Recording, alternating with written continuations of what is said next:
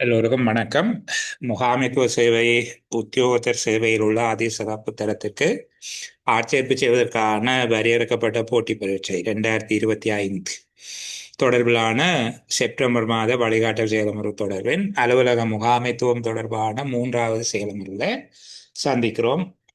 கடந்த 13ஆம் திகதி திட்டமிடப்பட்டு நடைபெறாத 3வது செயலமர்வை இன்றைக்கு நாங்கள் நடத்துவோம். இன்றைக்கு சேலமர்வில் 2 முக்கியமான விடயங்களை பார்ப்பதற்கு திட்டமிடப்பட்டிருக்கிறது. ஒன்று, தொலைத்தொடர்பு தொடர்பாக ஏற்கனவே நாங்கள் சில விடயங்களை பேசியிருக்கிறோம். அந்த விடயங்களில் ஒரு மீள் ஞாபகப்படுத்தல் மற்றும் இடைவெளி நிரப்பல் என்கிற அடிப்படையிலாக அந்த செயலமர்வை அமைத்துக் கொள்ளலாம்.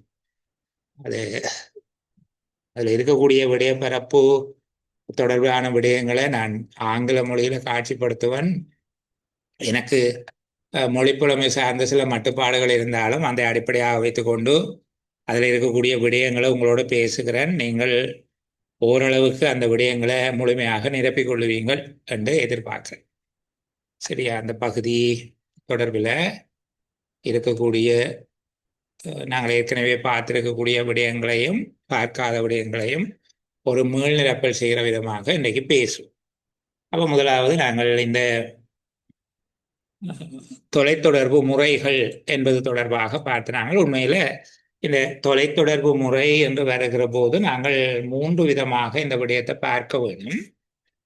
ஒன்று, வந்து தொலைத்தொடர்புக்கு கையாளப்படுகின்ற வார்த்தை மற்றும் வார்த்தையற்ற தன்மை, அதாவது எவ்வாறு தொடர்பாடல் செய்யப்படுகிறது என்கிற அடிப்படையில் நாங்கள் அதை வார்த்தைகளுடனான தொடர்பாடல், வார்த்தையின்றிய தொடர்பாடல் என்று சொல்லி 2 பெரிய பிரிவாக பிரிக்கிறோம். எவ்வாறு தொடர்பாடல் மேற்கொள்ளப்படுகிறது என்கிறதை அடிப்படையாக வைத்துக்கொண்டு அதை வார்த்தையுடனான தொடர்பாடல், வார்த்தையின்றிய தொடர்பாடல், வேர்பல் கம்யூனிகேஷன், நான் வேர்பல் கம்யூனிகேஷன் என்று சொல்லி பிரிக்கிறோம். இரண்டாவது இன்னொரு விதமான வகைப்பாடு இருக்குது. இது அதிகார மட்டங்களை அடிப்படையாக கொண்டு தொடர்பாடல் நடைபெறுகின்ற அதிகார மட்டங்களை அடிப்படையாக கொண்டு 2 விதமாக வகைப்படுத்துவோம். ஒன்று நிலைக்குத்தான தொடர்பாடல், இரண்டாவது கிடையான தொடர்பாடல் என்று சொல்லி அதுக்கு பிறகு நிலைக்குத்தான தொடர்பாடலை வகைப்படுத்த போகிறோம். இப்போதைக்கு பெரிய பிரிவுகளை சொல்லிக்கொண்டு வருகிறேன். முதலாவது, தொடர்பாடல் நடைபெறும் விதத்தின் அடிப்படையில் தொடர்பாடலை வார்த்தைகளுடனான தொடர்பாடல், வார்த்தையின்றிய தொடர்பாடல் என்று பிரிக்கிறோம். வார்த்தைகளுடனான தொடர்பாடலை வாய்மொழி மூலமான தொடர்பாடல், எழுத்து மூலமான தொடர்பாடல் என்று அந்த 2லையும் வார்த்தைகள் இருக்கும். வாய்மொழி மூலமான தொடர்பாடல், எழுத்து மூலமான தொடர்பாடல் என்று அதை உபபிரிவாக பிரிக்கிறோம். சரிதானே? அப்போ வாய்மொழி மூலமான தொடர்பாடலில் 2 செய்கைகள் இருக்கும். சில வேளையில் நுணுக்கமாக அந்த 2 புள்ளிகளுக்குரிய கேள்விகளாக கேட்கப்படலாம் என்பதில் தான் நான் ஏற்கனவே சொன்னது போல இது ஒரு மீள் நிரப்பலாக பேசுகிறேன். வார்த்தைகள் மூலமான தொடர்பாடலின் 2 பிரதான செயற்பாடுகளும் எவை என்றால் பேசுதல், கேட்டல். என்ன? பேசுதல், செவிமடுத்தல். கேட்டல் என்பதை விட செவிமடுத்தல். அதுபோல எழுத்து மூலமான தொடர்பாடலின் 2 முக்கியமான கூறுகளும் எழுதுதல், வாசித்தல். இப்போ எங்களுக்கு அது நிகழும் விதம் அடிப்படையில் எவ்வாறு வகைப்படுத்தலாம் என்பதில் தெளிவு வந்துட்டு நாங்கள் ஏற்கனவே பேசியிருக்கிறோம். இருந்தாலும் கொஞ்சம் பெருப்பிச்சு பேச பார்க்கிறேன். இரண்டாவது, நான் திரும்ப நாங்கள் அந்த இடத்துல வரைகளை திரும்ப சொல்லுவோம். இருந்தாலும் நான் உங்களுக்கு சொல்லுகிறேன், அதிகார மட்டங்களை அடிப்படையாக வைத்துக்கொண்டு 2 வகையான தொடர்பாடல் இருக்குது. அதாவது ஒன்று நிலைக்குத்தான தொடர்பாடல், இரண்டாவது கிடை மட்டத்திலான தொடர்பு, படுகிடையான தொடர்பாடல் என்று சொல்றது. அல்லது கிடையான தொடர்பாடல், நிலைக்குத்தான தொடர்பாடல், கிடையான தொடர்பாடல், வேர்டிக்கல், ஹொரிசோண்டல் என்று சொல்லி 2ஆக பிரிக்கும். அந்த வேர்டிக்கல்ல, அதாவது நிலைக்குத்தான தொடர்பாடல்ல பிறகு 2ஆக நாங்கள் சொல்லியிருக்கோம், மேல் நோக்கிய தொடர்பாடல், கீழ் நோக்கிய தொடர்பாடல். அதாவது கீழ்நிலை அலுவலர்களிடமிருந்து உயர் முகாமை நோக்கி சென்றால் அது மேல் நோக்கிய தொடர்பாடல். உயர் முகாமையில இருந்து கீழ்மட்ட முகாமை கீழ்நிலை ஊழியர்களை நோக்கி வந்தால் கீழ் நோக்கிய தொடர்பாடல். ரெண்டுமே நிலைக்குத்தான தொடர். சமமான அதிகார மட்டங்கள்ல காணப்படக்கூடிய தொடர்பாடலை தான் நாங்கள் படுகிடையான தொடர்பாடல் அல்லது கிடையான தொடர்பாடல் சரிதானே என்று சொல்லி வகைப்படுத்துகிறோம். அடுத்தது மூன்றாவது, செய்திகள் பரவுகின்ற விதம். அதை அடிப்படையாக வைத்துக் கொண்டும் நாங்கள் அதை வகைப்படுத்தலாம். அது ஒரு சங்கிலி தொடரான தொடர்பாடல், அதாவது ஒன்றிலிருந்து ஒன்று அப்படியே தொடர்ந்து போகிறது சங்கிலி தொடர்பான தொடர்பாடல். வை வடிவத்திலான தொடர்பாடல், அது நான் அந்த இடம் காட்டுகிறேன் பிள்ளைகளுக்கு. வை வடிவத்திலான தொடர்பாடல், சக்கர வடிவத்திலான தொடர்பாடல், வலைப்பின்னல் வடிவத்திலான தொடர்பாடல் என்றெல்லாம் அதை வகைப்படுத்தும். நான் அது வருகிற போது விளக்கமா சொல்லுகிறேன். அப்போ தொடர்பாடலை வகைப்படுத்துகிற போது, கம்யூனிகேஷன் மெத்தட் என்று வருகிற போது 3 விதமா நாங்கள் பார்க்க வேணும். தொடர்பாடல் செய்யப்படும் என்ற முறைமை அடிப்படையில் வகுக்கலாம். அதுபோல தொடர்பாடல் நடைபெறும் அதிகாரம் மட்டங்களின் அடிப்படையில் வகுக்கலாம். செய்தி பரவலடைகின்ற விதத்தை அடிப்படையாக வைத்துக் கொண்டு வகைப்படுத்த முடியும். முதலாவதாக நாங்கள் தொடர்பாடல் செய்முறை நிகழும் விதத்தை அடிப்படையாக வைத்துக் கொண்டு வார்த்தைகளுடனான தொடர்பாடல், வார்த்தை இன்றிய தொடர்பாடல். வார்த்தைகளுடனான தொடர்பாடல் என்பது பேச்சு மூலமானது, எழுத்து மூலம். பேச்சு மூலமான தொடர்பாடல் என்பது 2 தொழிற்பாடுகளை கொண்டது. எழுத்து மூலமான தொடர்பாடல் என்பது 2 தொழிற்பாடுகளை கொண்டது. இங்கு வார்த்தைகளற்ற தொடர்பாடல் என்பது சில விடயங்களை உள்ளடக்கியதாக இருக்குது. அமைதி என்பது கூட ஒரு தொடர்பாடல் தான், சரிதானே? இந்த ஒரு தெரிவின்மையும் ஒரு தெரிவு என்பது போல அமைதி என்பது கூட ஒரு வகையான தொடர்பாடல் தான். சில இடத்துல ஒருவர் பேசிக்கொண்டிருக்கிற போது சபை சத்தம் போட்டு கொண்டிருக்கும். அவர் பேசுவதை நிறுத்தினால் சபை அமைதியாகிடும். என்னன்னு சொல்லி திருதி பண்ணி பார்ப்பார்.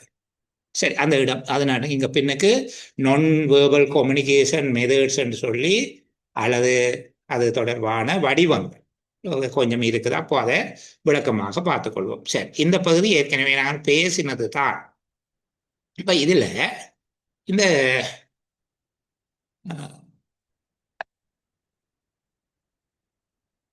வாய்மொழி மூலமான தொடர்பாடல், வேர்பல் கம்யூனிகேஷன் என்று சொல்லி சொல்கிற வாய்மொழி மூலமான தொடர்பாடல், அதில் நாங்கள் ஓரல் கம்யூனிகேஷன் வேணும் அதை சொல்லுவோம். இந்த வார்த்தைகளுடனான தொடர்பாடல் அனுப்புறது ஓரல் ரிட்டன் என்று சொல்லி பிரித்து வச்சிருந்தபடியால் இப்போ நாங்கள் இதில் வாய்மொழி மூலமான தொடர்பாடலில் இருக்கக்கூடிய நன்மைகள் என்ன, சரிதானே? வாய்மொழி மூலமான தொடர்பாடலில் என்ன நன்மைன்றா, செலவு குறைவு. கதைக்கிறதுக்கு சில வேளையில் மைக் தேவைப்படும், சில வேளையில் அதுவும் தேவைப்படாது. நேரம் குறைவு. இப்போ நினைக்கிறத எழுதி, எங்கள்கிட்ட எல்லாம் நிறைய திட்டங்கள் இருக்கு, நாங்களே ஒரு புத்தகம் எழுத முடியாமல் இருக்கிறோம். ஏன் இப்படி கதைச்சு கொண்டிருக்கிறோம்? கதைக்கிறது சுகம், இதை புத்தகமாக எழுதுறது கஷ்டம். அப்போ நேரம் மிகுதியாக இருக்கும். உடனடியாக ஃபீட்பேக் கிடைக்கும். நாம சொல்லக்குள்ளே அவன் திருப்பி சொல்லுவான், திருப்பி முழுசி பார்ப்பான், சிரிப்பான், தலையாட்டுவான். ஃபீட்பேக் உடனே கிடைக்கும், சரிதானே? உடனடியான பின்னூட்டி கிடைக்கும். அடுத்தது ஒரு பிரத்யேகமான தொடர்பு, ஆளுடை தொடர்பாக அது நிகழும். ஆளுடை தொடர்பாக அது நிகழும். அதுபோல ஒரு சிக்கல் வாய்ந்த, சிரமத்தன்மை வாய்ந்த ஒரு சூழ்நிலையில அது மிகவும் பயனுள்ள ஒரு தொடர்பாடல் முறையாக இருக்கும். ஏனென்றால் சூழ்நிலைக்கு ஏற்றபடி வார்த்தைகள், வார்த்தையினுடைய தொனி போன்றவற்றை மாற்றி அமைத்து தொடர்பாடலை மேற்கொள்ளலாம். அந்த சூழ்நிலைக்கு ஏற்றபடி இறங்கியும் ஏறியும் போகலாம், சரிதானே? அடுத்தது ஒரு ஒத்துழைப்பு சார்ந்த ஒரு சாரம் அங்கு வெளிக்கப்படும்.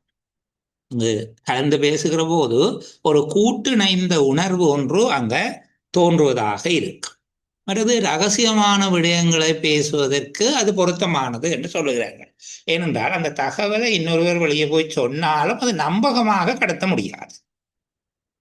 இப்போ இங்கு ரகசிய விடயங்களை பேசுவதற்கு இது பொருத்தமானதாக இருக்கும். எல்லா விதமான ஆடியன்ஸுக்கும், ஆடியன்ஸ் என்று சொல்கிறது பார்வையாளர்கள் அல்லது பங்கு பெற்றுதனர்கள், அவர்களுக்கெல்லாம் இது பொருத்தமாக இருக்கும். இப்போ வாய்மொழி மூலமான தொடர்பாடல்ல இருக்கக்கூடிய நன்மைகள் என்று கேட்டால் இதை சொல்ல, சரிதானே? அடுத்தது இதில் இருக்கக்கூடிய குறைபாடுகள் இந்த பகுதியில் நாங்கள் பேச இல்லை என்று எனக்கு ஞாபகம் இருக்குது. வாய்மொழி மூலமான தொடர்பாளனுடைய குறைபாடுகள் என்ன? சரியா? இந்த ஆவணத்தை நான் உங்களுக்கு அனுப்பி விடுகிறேன், ஆங்கிலத்திலேயே அனுப்பி விடுகிறேன். உங்களுக்கு என்னை விட பெரும்பாலான நாட்கள் மொழி புலமை வாய்ந்தவர்கள் இருப்பீங்க, நீங்க அதை பயன்படுத்திக் கொள்ளுங்க. கொஞ்சம் விளக்கத்தோடு எழுதி கொள்ளுங்க, அது பரவாயில்லை. சரிதானே? இப்ப இங்க ஒன்று சட்டபூர்வமான தன்மை இருக்காது, சொன்னதை ஆதாரப்படுத்தி கொள்ள முடியாது, சட்டபூர்வமான தன்மை இருக்காது. அது பொறுப்பு கூறுதல், நான் சொல்ல இல்லை என்று சொல்லிடுவாங்க சொல்லிட்டு. சரி, அப்ப அங்க ஒரு பொறுப்பு கூறும் தன்மை குறைவாக இருக்கும். பொறுப்பு கூறும் தன்மை குறைவாக இருக்கும். அதே போல உசாத்துணை பெறுமதி, அதை ஒரு ரெஃபரன்ஸாக பயன்படுத்துவது, உசாத்துணை பெறுமதி மிக குறைவாக இருக்கும். இந்த அவர் பேசியது என்பதை ஒரு ரெஃபரன்ஸாக காட்டி முன்கொண்டு செல்ல முடியாது. சரிதானே? மற்றது அங்கு தவறுகள் நிகழ்வதற்கான வாய்ப்புகள் இருக்குது, இலகுவாக மறந்து போயிடும், இலகுவாக அது மறக்கப்பட்டு விடும். பேசியதுல அது அப்படியே ஞாபகம் வைத்திருக்க மாட்டார்கள். இது பேச்சு மூலமான தொடர்பாடல்ல காணப்படுகிற குறைபாடு. இப்படி இலகுவான கேள்விகளையும் கேட்கலாம், எல்லாம் கஷ்டமான கேள்வி கேட்பினம் என்று சொல்லி நாங்கள் யோசிக்க. இதையே நாங்கள் எழுத்து மூலமான தொடர்பாடலுக்கும் கொஞ்சம் பார்த்துக்கொண்டு போவோம். சரிதானே? அப்போ இந்த வேர்பல் கம்யூனிகேஷனை நாங்கள் பிறகு வார்த்தைகள் மூலமான தொடர்பாடல வாய்மொழி மூலமானது எழுத்து மூலமானது என்று பார்த்துக்கொண்டு இங்கு எழுத்து மூலமான தொடர்பாடல்ல இருக்கக்கூடிய நன்மை. நான் எழுத்து மூலமான தொடர்பாடல் என்றால் என்ன, எழுத்து மூலமான தொடர்பாடல் வடிவங்களுக்கான உதாரணங்கள் என்ன போன்ற விடயங்கள் எல்லாம் ஏற்கனவே பேசியாச்சு.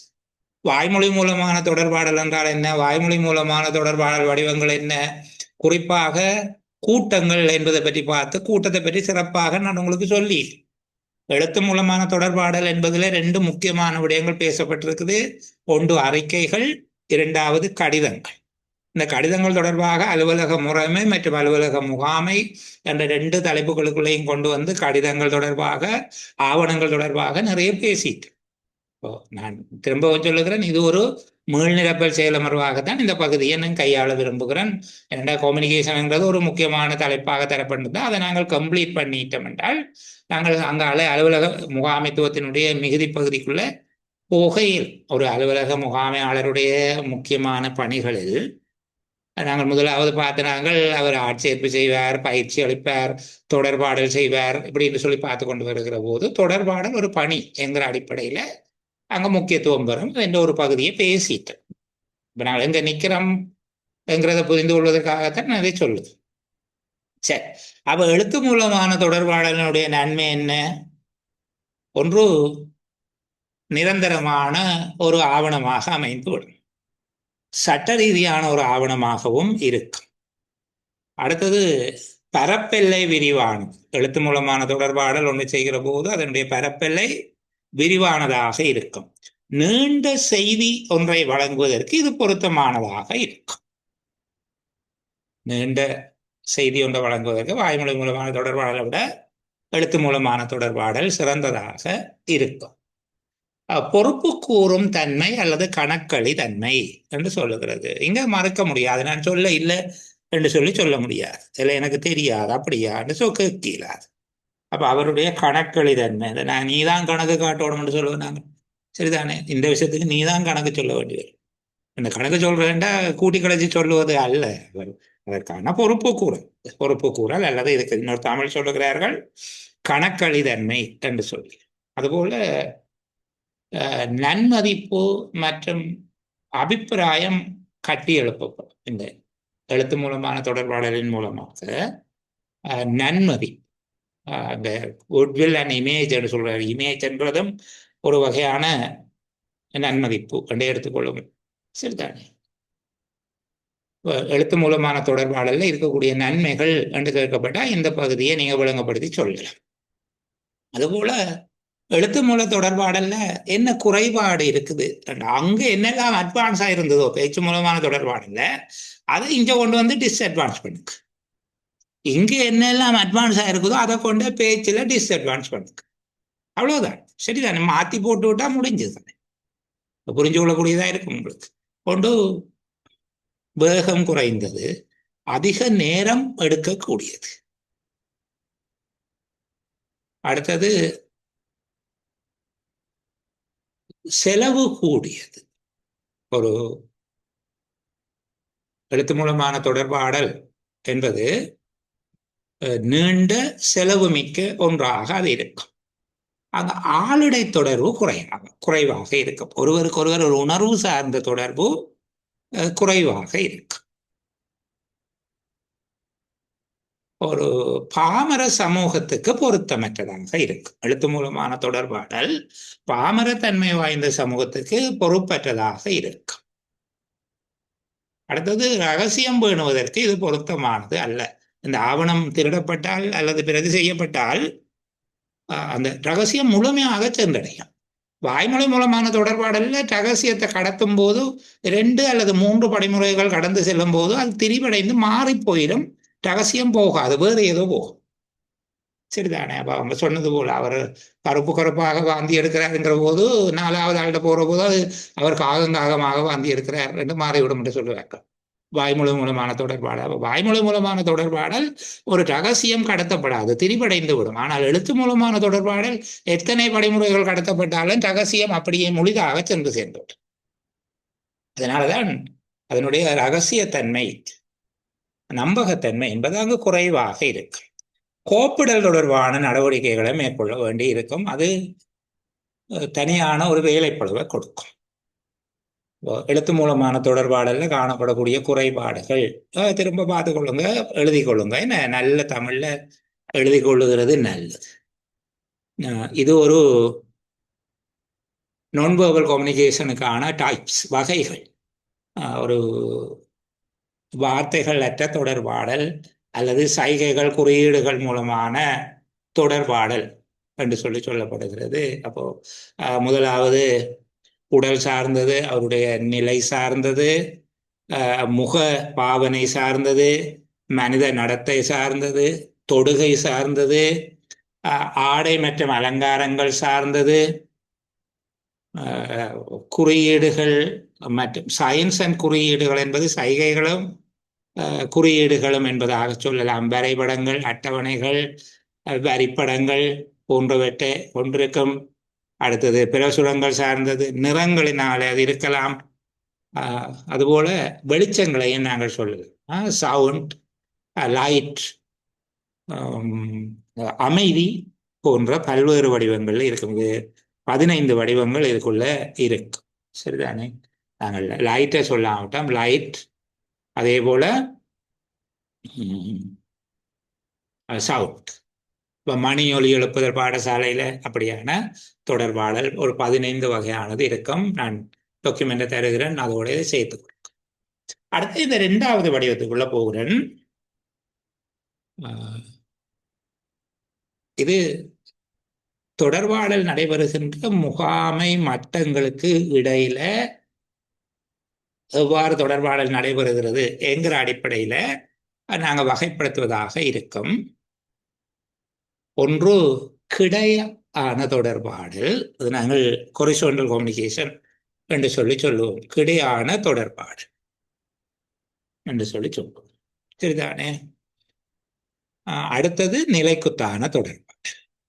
நிலைக்குத்தான தொடர்பாடலை தான் நாங்கள் 2 வகையாக வகைப்படுத்த போறோம். மேல் நோக்கியது, முதல் கீழ் நோக்கியது, அடுத்தது மேல் நோக்கியது என்பதாக நாங்கள் வகைப்படுத்தலாம். இது கிடை மட்டத்திலான தொடர்பாடல் என்று சொல்லப்படுகிறது. இங்க இதை நாங்கள் படுகிடையான தொடர்பாடல், லேட்டரல் கம்யூனிகேஷன் என்று சொல்லுகிறது. படுகிடையான என்று சொல்லி தமிழில் அப்படித்தான் மொழிபெயர்க்க முடியும். நான் ஏற்கனவே சொன்னது போல உங்களுடைய மொழி வளமே நீங்கள் பயன்படுத்தி கொள்ளலாம். நான் என்ன போல ஆக்களுக்காக கதைக்கிறேன், என்னை விட அட்வான்ஸ் ஆனாக்கள் அதை வகைப்படுத்தி கொள்ள இயலும். சரி, அப்ப இதுல கிடைமட்டத்திலான தொடர்பாடல் அல்லது அது ஒரு நிறை வடிவ தொடர்பாடல் என்னும் சொல்லுவார். ஹொரிசான்டல் கம்யூனிகேஷன் அப்படி இருக்கக்கூடியது என்கிறது பெரும்பாலும் அங்கு ஊழியர்கள், அதுபோல ஒரு நிறுவனத்தினுடைய வெவ்வேறு திணைக்களங்கள், பிரிவுகள், அலகுகள், கிளைகள் என சமமான மட்டத்தில், ஒரு நிறுவனத்தினுடைய சமமான மட்டத்தில் சமமான மட்டத்தை சார்ந்தவர்களிடையே நிகழுகிற ஒரு தொடர்பாடலை நாங்கள் கிடை ஆன தொடர்பாடல் அல்லது படுகிடையான தொடர்பாடல் என்பதாக அமைச்சுக்கொள்ள சரிதானே. அப்போ படுகிடை ஆன தொடர்பாடலில் இருக்கக்கூடிய நன்மை என்ன, குறைபாடு என்ன, இது தனியாக நீங்கள் போட்டிருக்கிறேன். இந்த படுகிடையான தொடர்பாடல் என்பதை இப்படியாக இப்போ நீங்கள் பார்த்தீங்கன்னா production manager, purchasing manager, human resource manager, public relations officer, marketing manager, account officer என்று சொல்லி இவர்கள் தங்களுக்கு இடையில இப்படியாக பேசிக்கொள்கிறது. இதுல செய்திகள் பரிமாறப்படுகிற விதத்தை பாருங்க, சரிதானே. இப்ப இவர்கள் தங்களுக்குள்ள நேரடியாக இப்படி இப்படியெல்லாம் மாறி மாறி மாறி எல்லாம் கதைச்சு கொள்ள இயலும். இதைத்தான் நாங்கள் செய்திகள் பரப்பப்படும் விதத்தின் அடிப்படையில இத நாங்கள் சொல்ற வலைப்பின்னல் தொடர்பாடல். சரிதானே. ஒரு செய்தி ஒரு அப்படியே ஒரு செயின் ஆஃப் கமாண்ட் அப்படி போகாது. இங்க யாரும் யாருக்கும் அனுப்பல, இவர்களுக்கு இடையில மாறி மாறி மாறி தகவல்கள் அனுப்பப்படலை. இப்போ இதை நாங்கள் சொல்லுகிறது ஒரு வலைப்பின்னல் தொடர்பாடல். மூன்றாவது வகை வரைக்கும் நான் உங்களுக்கு விளங்கப்படுத்துவதற்காக இந்த பகுதியை இப்போ ஞாபகப்படுத்திக் கொள்ளுகிறேன். இது சமமான மட்டத்துக்கு இடையில நடக்கும் ஒரு கிடையான, அதாவது அதிகார மட்டம். ஒரே அதிகார மட்டத்தில் இருப்பவர்கள் தொடர்பு கொள்ளுகிற ஒரு தொடர்பாடல் முறை என்பதாக இருக்கும். இது செய்திகள் பரப்பப்படும் விதம் என்று பார்க்கிற போது இது ஒரு வலைப்பின்னல் தொடர்பாடல் என்று இருக்கும். நான் இந்த தொடர்பாடல் உங்களுக்கு திரும்ப காட்டுகிறேன். இதுல இருக்கக்கூடிய நன்மைகள் என்ன என்று சொல்லி பார்ப்போம். சரிதானே. நேரம் மிச்சம். அடுத்தது ஒத்துழைப்பும் கூட்டுறவும் மேம்படும். அவர்களுக்கு இடையில ஒத்துழைப்பும் கூட்டுறவும் மேம்படும். ஒரு செயல்திறன் வாய்ந்ததாக இருக்கும். உற்பத்தி திறனை அதிகரிக்கும். உடனடியாகவே பின்னூட்டம் கிடைக்கும். செய்திக்கான பதிலிறுத்தல் உடனடியாகவே கிடைக்கும். ஒருவருக்கு ஒருவர் இருக்கக்கூடிய பொறாமை என்பது அகற்றப்படும் சொல்றாங்க. ஒரு ஜெலசி இருக்குமா, அவர்களுக்கு இடையில ஒரு பொறாமைத்தன்மை இருந்தால் சமமான மட்டத்தாக்கள் ஒருவரோடு ஒருவர் கலந்து பேசி அதை அகற்றிக் கொள்ள முடியும் என்று சொல்லுகிறார்கள். இந்த இறுதி வார்த்தைக்கு உண்மையில பொருள் தெரியல, அதை பார்த்துக்கொள்வோம். ஓகே, எங்களுக்கு ஒரு 6 விஷயம் தெரியும் என்று வச்சுக்கொள்வோம். அது இந்த மொழிபெயர்ப்பை நான் திரும்ப ஒருக்கா பார்க்கிறேன். அடுத்தது டிஸ்அட்வான்ஸ், அதனுடைய குறைபாடுகள் என்ன, படுகிடையான தொடர்பாடல் அல்லது கிடையான தொடர்பாடலினுடைய குறைபாடுகள் என்ன என்று சொல்லப்படுது. ஏனென்றால் அங்கே சொல்லப்பட்டாலும் பொறாமை அகற்றப்படும் என்று சொல்லப்பட்டிருக்குது. இருந்தாலும் நாங்கள் சொல்லுகிறோம், இங்க ஒரே மட்டத்தில் உள்ளவர்களுக்கு இடையில ஒருவருக்கொருவர் போட்டி வாய்ந்த தன்மை ஒன்று காணப்படுவதனால அவர்களுக்கு இடையில அந்த இயல்பு ஒன்று இருக்கும். அது இந்த தொடர்பாடலுக்கு ஒரு தடையாக இருக்கும். சரிதானே. அதிகமாக பயன்படுத்தப்பட்டால் அது இடையூறு தருவதாக இருக்கும்.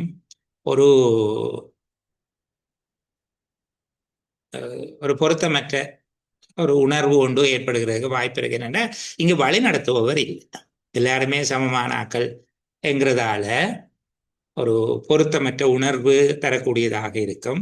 சில வேளைகளில் ஒரு அரட்டையில நேரத்தை வீணாக்குவார்கள் என்று சொல்லி சொல்லப்படுகிறது. மற்றது இங்க ஒரு திணைக்களங்களுக்கு இடையிலான முறையற்ற ஒரு உறவு அல்லது பொருத்தமில்லாத ஒரு இணைப்பை அது தோற்றுவித்து விடலாம். இந்த மாதிரியான குறைபாடுகள் அங்கே இருக்கு. என்னென்னா முக்கியமாக அங்கே கொமாண்டிங் ஒருவர்கிட்ட இருக்காது. எல்லாருமே சமமானாக்கள் ஒருவருக்கு ஒருவர் கலைக்கிறதுங்கிறது அந்த செலவுகளை அதுதான் இந்த கொசிப்பிங் என்று சொல்றாங்க. ஒரு இரட்டை வகையிலானதாக இருந்தால் அது செலவுகளை ஒரு இரிட்டேட் பண்றதாக போயிடும். அடுத்தது மூன்றாவது விஷயத்துக்கு வருகிறோம். நாங்கள் நிலைக்குத்தான தொடர்பாடல். நிலைக்குத்தான தொடர்பாடல் என்று சொல்லப்படுவதனுடைய கருத்து மேலிருந்து கீழ் நோக்கியதாகவும் இருக்கும், கீழிருந்து மேல் நோக்கியதாகவும் இருக்கும். அப்ப கிடையான தொடர்பாடல்ல எங்க இருந்து எங்க நோக்கியது என்று சொல்ல முடியாது. ஆனால் நிலைக்குத்தான தொடர்பாடல்ல மேலிருந்து கீழ் நோக்கியது, டவுன்வார்டும் இருக்குது. சரிதானே. அப்போ மேலிருந்து கீழ் நோக்கிய தொடர்பாடல். அப்ப இங்க மேலிருந்து கீழ் நோக்கிய தொடர்பாடல் என்று சொல்லப்படுவது உயர்மட்ட முகாமையிலிருந்து நடுத்தர முகாமை, கீழ்மட்ட முகாமை மற்றும் தொழிலாளர்கள் என செய்தி அல்லது கட்டளைகள், கருத்துக்கள், அபிப்பிராயங்கள் சென்று சேருவதை சொல்லுவோம். நாங்கள் இதில் கீழ் நோக்கிய தொடர்பாடு, இந்த கீழ் நோக்கிய தொடர்பாடல்ல இருக்கக்கூடிய நன்மை தீமை என்பதை நாங்கள் விளங்கி கொண்டு போவோம். இப்படியே இதுல இருக்கிற மாதிரி பார்க்கலாம். தனித்தனியாகவும் அதை வச்சிருக்கிறோம். அது தனித்தனியாக பார்த்து கொண்டு போவோமே, சரிதானே? முகாமைக்கு இது பொருத்தமானதாக இருக்கும். முகாமையாளர்களை பொறுத்தவரையில் இது பொருத்தமானது. அவர்கள் நினைப்பதை கட்டளையிடுவதற்கு அல்லது கட்டளையிடுதல் அல்லது ஆணையிடுதல் என்று சொல்லுவோம், அல்லது அவர்களுக்கு விதிமுறைகளை, ஒழுங்கு விதிகளை அறிவிப்பதற்கு இது பொருத்தமானதாக இருக்கும். ஒரு சிறந்த ஒழுங்கமைப்பை கொண்டிருக்கும். ஒரு தலைமைத்துவத்துக்கு கீழே இந்த விடயம் நடக்கும் என்பதால. மற்றது தொழிலாளர்களுக்கும் அது பயனுள்ளதாக இருக்கும். அவர்களுக்கு முக்கியமான தகவல்கள் மட்டுமே இருக்கிறதால ஒரு எஃபெக்டிவ் கம்யூனிகேஷனாக இருக்கும். மற்றது மேல்நிலை அதிகாரிகள் சிறப்பாக தகவல் அளிக்கிறார்கள் என்று சொல்லி வச்சுக்கொள்வோம். இங்கு ஒரு பொருத்தப்பாடான உணர்வு ஒன்று இருக்கும். அந்த கட்டளையிடுதல், அதுக்கு கீழ்ப்படிதல் என்பது போன்ற ஒரு ஒழுங்குமுறையான ஒரு உணர்வு ஒன்றை பிரதிபலிப்பதாக அது இருக்கும். இதுல இருக்கிற குறைபாடு என்னன்னா, கொஞ்சம் நேரம் எடுக்கும். மற்றது ஒரு கட்டளை தன்மை இருக்கும். அதிகார ரீதியான அணுகுமுறை ஒன்று இருக்கும். அடுத்தது மேலோங்கிய ஒரு தொடர்பாடல் முறைன்னு சொல்றேன். நான் சொல்றதை கேளுங்க என்ற மாதிரியாக இருக்கும். வேறுபட்ட முன்னுரிமைகள் இருக்கும். கீழே இருக்கிறார்கள் இந்த முன்னுரிமை வேற, மேலே இருக்கிறவர்களுடைய முன்னுரிமை வேறாக இருக்கும். மற்றது இது ஒரு நம்பகத்தன்மையான ரகசியமான ஒரு விடயம் அல்ல. இந்த தொடர்பாடல் என்பது ரகசியமானது இல்லை. மேலே சொல்லப்படுற எல்லோருக்கும் போய் சேருகிற போது அதுல கொஞ்சம் ரகசியத்தன்மை அல்லது கன்ஃபிடென்ஷியல் என்று சொல்லுகிற ஒரு பாதுகாப்பான ரகசியமான தன்மை உண்டு இருக்கும். குறைவாக இருக்கும். அடுத்தது மேல் நோக்கியது. மேல் நோக்கிய தொடர்பாடல் என்றால் மாறி இங்க தொழிலாளர்கள் அல்லது வேலையாட்கள் தங்களுடைய கருத்துக்கள், அபிப்பிராயங்கள், எண்ணங்களை அடுத்த மட்ட கீழ்மட்ட முகாமை, நடுத்தர மட்ட முகாமை, அதற்கு ஊடாக மேல்மட்ட முகாமைக்கு கொண்டு போய் சேர்க்கிற ஒரு முறையாகத்தான் இதை நாங்கள் சொல்லுவோம். இந்த மேல் நோக்கிய தொடர்பாடல் முறைமை என்பதில் இப்போ மேல் நோக்கிய தொடர்பாடல் முறைமையில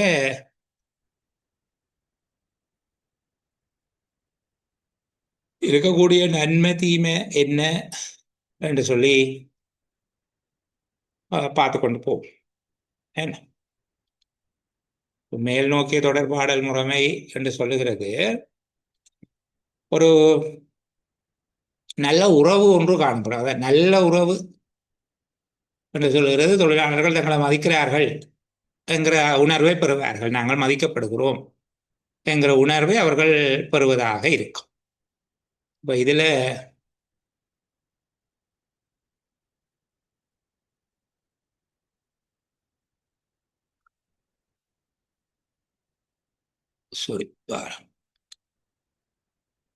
காட்சிப்படுத்தாவிட்டேன்.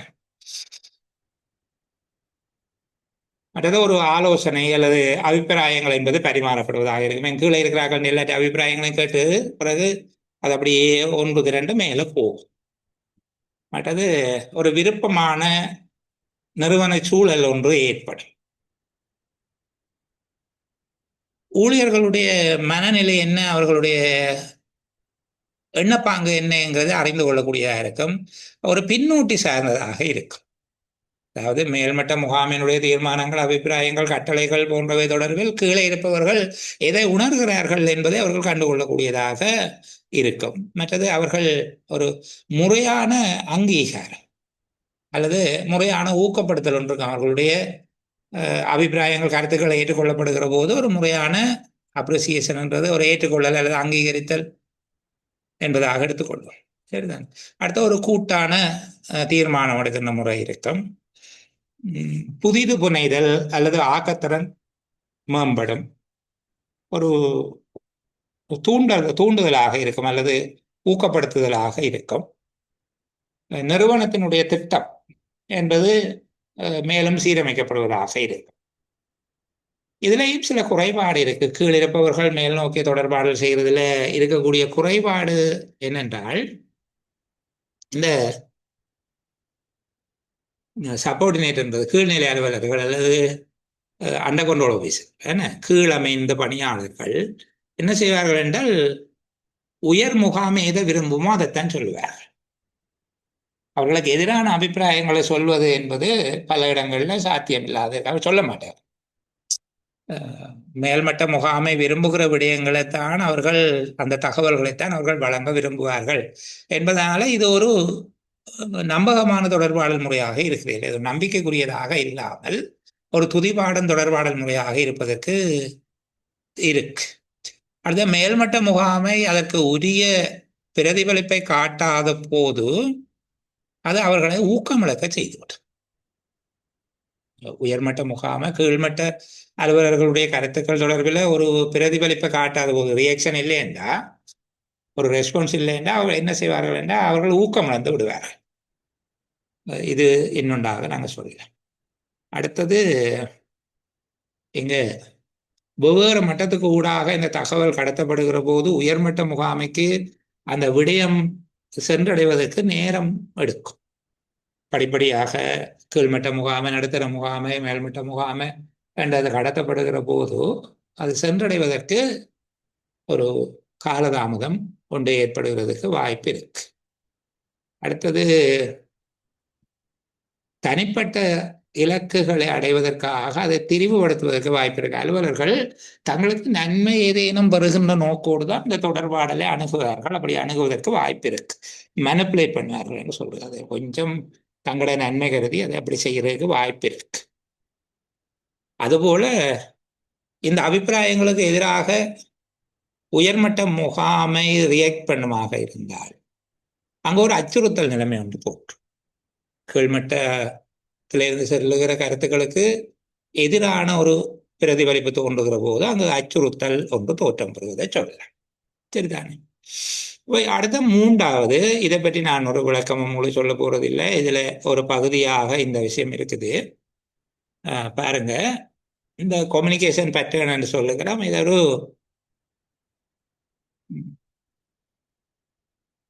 தகவல் சென்றடையும் விதத்தை அடிப்படையாக வைத்துக்கொண்டு நாங்கள் தொடர்பாடல் என்பதை வகைப்படுத்துகிற போது இப்படி ஒரு பேட்டர்னுக்குள்ள வரும். சரிதானே? அப்போ ஒன்று சர்க்கிள் என்று சொல்லுகிறோம், ஒரு வட்ட வடிவமான ரீதியாக வட்டமாக இருக்கிற ஒரு தொடர்பாடல். இதுல இப்படியே ஒருவருக்கொருவர் இப்படியாக தொடர்பாடல் நடக்கும். இங்க இந்த இடத்துல ஒரு கேப் இருக்கு பாருங்க. இந்த ரெண்டு பேரும் தொடர்பு கொள்ள மாட்டார். இந்த ரெண்டு பேருக்கும் இடையில தொடர்பு இல்லை. சரிதானே? இப்படி போகுது, அவ்வளவு. இது சில வேளைகள்ல இப்படியாகவும் நடக்கும். இந்த இடங்கள்ல ஆட்கள் இருக்கிறார்கள் என்று வச்சுக்கொள்ளும்.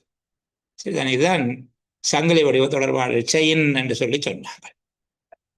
அடுத்தது வை வடிவமான தொடர்பாடல். இவருக்கு சொல்லி பிறகு இவர் ரெண்டு பேருக்கு சொல்லி சில வேளை இவர் இன்னொரு ரெண்டு பேருக்கோ மூன்று பேருக்கோ சொல்லலாம் இந்த வடிவத்திலான. சரிதானே? இப்படியான ஒரு இது செய்தி சென்றடைகிற ஒழுங்குமுறையை வச்சுக்கொண்டு சொல்லுகிறோம் வை வடிவமான தொடர்பாடல்.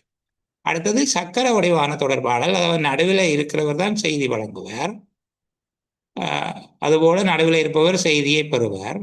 இவர்களுக்கு இடையில தொடர்பில்லை, இந்த வெளியில இருக்கிற ஆட்களுக்கு இடையில தொடர்பில்லை. இவர் தான் மையமாக இருப்பார். இது ஒரு மைய தொடர்பாடல் முறை. இவர் மையமாக இருந்து கொண்டு ஏனையவர்களுக்கு செய்தியை வழங்கி அவர்கள்ட்ட இருந்து பெற்றுக்கொள்வார். அப்போ இது ஒரு சக்கர வடிவான தொடர்பாடல் முறைமை என்று சொல்லும். இது வலைப்பின்னல் தொடர்பாடல். வலைப்பின்னல் தொடர்பாடல் என்று சொல்லப்படுகிறது. ஒரு தொடர்பு கொள்ளும் தரப்பினர் ஒருவருக்கு ஒருவர் வரையறை இல்லாமல் எல்லோரும் எல்லோருடன் தொடர்பு கொள்ளக்கூடியதாக இருக்கும். அப்ப இது செய்திகள் பரிமாறப்படும் விதத்தின் அடிப்படையில், அதாவது செய்திகள் பரிமாறப்படும் பாதை அடிப்படையாக வைத்துக்கொண்டு மூன்றாவது வகையாக நாங்கள் வகைப்படுத்துகிறோம். தொடர்பாடலை மூன்று வகையாக இப்போ வகைப்படுத்தி இருக்கிறோம். ஒன்று வார்த்தைகளுடனானது, வார்த்தைகளற்றது என்று சொல்லி பார்த்தோம். பிறகு வார்த்தைகளுடனானது, பேச்சிலானது, எழுத்திலானது என்று ரெண்டாக வகைப்படுத்தினோம். பேச்சிலானது ரெண்டு தொழிற்பாடுகளை கொண்டிருக்கும். ஒன்று பேசுதல், இரண்டாவது செவிமடுத்தல். எழுத்திலானது ரெண்டு தொழிற்பாடுகளை கொண்டிருக்கும். ஒன்று எழுதுதல், இரண்டாவது வாசித்தல் என்று பார்த்தோம். அதுபோல வார்த்தைகள் அற்ற தொடர்பாடல் என்கிறது ஒரு 15 முறைகளுக்கூடாக நடைபெறும் என்று சொல்லி பார்த்தோம். அடுத்த இரண்டாவது அதிகார மட்டங்களை அடிப்படையாக வைத்துக்கொண்டு நாங்கள் 2 விதமாக வகைப்படுத்தி இருந்தோம். ஒன்று கிடையான தொடர்பாடல், இது சமமான அதிகார மட்டங்களுக்கு நிகழும். இரண்டாவது நிலைக்குத்தான தொடர்பாடல். இந்த நிலைக்குத்தான தொடர்பாடலில் நான் உங்களுக்கு 2 சொல்லியிருந்தேன். ஆனால் இன்னும் ஒரு வகையும் இருக்குது. நாங்கள் வகைப்படுத்தலாம். கிடையானது என்பதில் அது இருக்கும். இருவழி தொடர்பாடல் என்று சொல்லி நாங்கள் சொல்லுவோம். அதாவது ஒருவர் சொல்லுகிற போது அதற்குரிய ஃபீட்பேக்கும் பரிமாறப்படுமாக இருந்தால் கீழிருந்து மேல் நோக்கியும், அதுக்குள்ளான அபிப்பிராயங்கள் மேலிருந்து கீழ் நோக்கியும், அல்லது மேலிருந்து கீழ் நோக்கி வருகிறதோ அபிப்பிராயம் கீழிருந்து மேல் நோக்கியதாக போனால் அந்த நிலைக்குது தொடர்பாடல்ல மேல் நோக்கியது, கீழ் நோக்கியது, அடுத்தது இருபக்க தொடர்பாடல் என்பதாகவும் அதை வகைப்படுத்திக் கொள்ளே. சில இடங்கள்ல அதுவும் இருக்குது. அப்படி சில நிலைக்குத்தான தொடர்பாடல் என்ற 3 வகை என்று கேட்டால் நீங்கள் மேல் நோக்கியது, கீழ் நோக்கியது, இருபக்கம் என்று சொல்லி வகைப்படுத்திக் கொள்ள இயலும். சரிதானே? அடுத்தது இதற்கு மேலதிகமாக இது நாங்கள் ஏற்கனவே கதைச்சது, நான் இதை பற்றி சொல்ல இல்லை. அப்ப இங்கு ஒரு தொடர்பாடல் செய்முறை என்கிறது ஒரு செய்தி, ஒரு அனுப்புனர் அவர் ஒரு செய்தியை உருவாக்குறார், என்கோட் பண்றார், ஒரு மீடியத்துக்குள்ள ஆளை அனுப்புகிறார், ரிசீவர் அதை டீகோட் பண்ணி புரிஞ்சு கொள்ளுகிறார், அதுக்கு பிறகு ஃபீட்பேக் பரிமாறப்படுகிறது. இப்படியாக ஒரு செய்தி. அதே போல சிறந்த தொடர்பாடல் திறன்கள். சரி, நாங்கள் அது பார்த்துருக்கிறோம். நான் உங்களுக்கு தகவலுக்காக மீண்டும் ஒரு தடவை ஞாபகப்படுத்துகிறேன். இப்படியே இந்த டாக்குமெண்ட்டை பகிர்ந்து விடுகிறேன். தொடர்பாடலில் 7C என்பது தொடர்பில் கதைச்சணும். சரி, தொடர்பாடலினுடைய 7C முக்கியமாக ஞாபகப்படுத்துகிறேன். மற்றது தொடர்பாடலுக்கான தடைகள், தொடர்பாடலுக்கான தடைகள், தடைகளை வெற்றி கொள்ளுகிற வழிமுறைகள் என்பது பேசியிருக்கிறோம். திரும்ப ஒரு தடவை கேட்டுக்கொள்ளுங்க. தாமதமாக இணைந்தவர்களுக்காகவும் நான் குழுவில் எல்லா விடயங்களும் மீள பகிர்ந்திருக்கிறேன். ஏற்கனவே சொன்னது போல வெறும் வியாபாரம் மட்டும் நோக்கமாக இருக்கீங்க. ஏன்னா வருகிற பிள்ளைகள் ஏதோ ஒரு நல்ல கனிகளை அறுவடை செய்ய வேணும், அதுவும் முக்கியம். திரும்ப பகிர்ந்திருக்கிறேன். மற்றது உங்களுடைய நண்பர்கள், உற்றார் உறவினர்கள் யார் கேட்டாலும் நீங்கள் கொடுக்கலாம். அதில் எனக்கு ஒரு தடையும் இல்லை. என்னட்ட வந்தா காசு கேட்பேன், அவ்வளவுதான். சரியா? எங்கேயோ தூரமா போறவனுக்கு கொடுக்க கேள்மா கொண்டு வா காசு. என்னட்ட வகுப்புக்கு வந்தால் மாதம் 800 ரூபா தான் அங்கே ஒரு பாடத்துக்கு கேட்டு வாங்குவேன், அவ்வளவுதான். மற்றபடி நீங்கள் யாரோடையும் இதை பகிர்ந்து கொள்ளலாம், யாரோடையும் சேர்ந்து படிக்கலாம், அதுக்கு தடை ஒன்றும் கிடையாது. சரி, இந்த பகுதியும் ஏற்கனவே கதைச்சிருக்கிறோம். அடுத்தது சிறந்த தொடர்பாடல் திறன்கள் என்பது எதிரே தமிழில் ஏற்கனவே சொல்லப்பட்டிருக்குது. நான் என்னுடைய மொழி வறுமையை காட்ட விரும்பல, நீங்களே பார்த்து கொள்ளுங்க. இந்த 4T என்பது நான் சொல்ல இல்லை. சரிதானே? தொடர்பாடலில் 4T என்று சொல்லி ஒரு புது விஷயம் இருக்கு. 7C என்பது போல 4T கேட்கப்பட்டால் அதை ஒருக்கா பார்க்க வேணும் நீங்கள்.